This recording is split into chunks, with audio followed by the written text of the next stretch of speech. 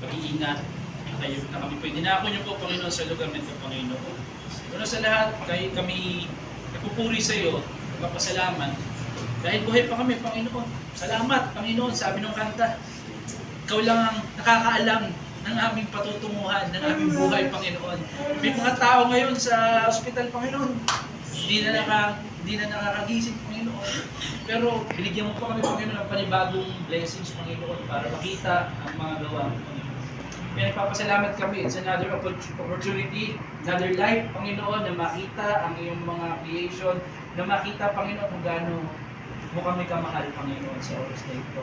Lord, we pray, Panginoon, sa aming mga pagmimitingan, Panginoon, salamat, because alam namin, Panginoon, na nandito ka sa aming kalakitan.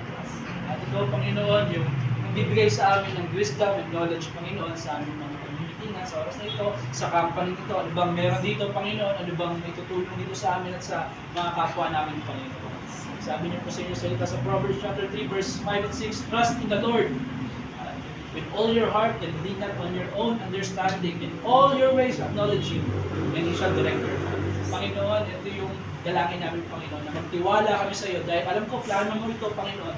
Hindi namin ito kalooban, kundi kalooban mong susunod, Panginoon, upang maging kagamit-gamit kami dito sa lupa. Salamat, Panginoon, sa company nito, sa mga tagapanguna, sa mga nandito kayo, Panginoon. Lord, pagtubayan niyo kami, Panginoon, bigyan niyo kami ng puso, Panginoon, na tanging iniisip, inuuna, Panginoon, ay kayo, Panginoon. Salamat dahil kayo po ang aming Diyos. Lord, we pray na lahat po ng mga pag-uusapan namin, Panginoon, kayo po ang mag-direct, Panginoon, ang company nito, Panginoon, kayo po ang mag-prosper, Panginoon. Salamat po ng marami, O Diyos, at pagpupuri po namin ito na pasalamatan sa oras na ito. Ang lahat po ng anak ng Diyos ay magsabi ng Amen. Amen. Amen.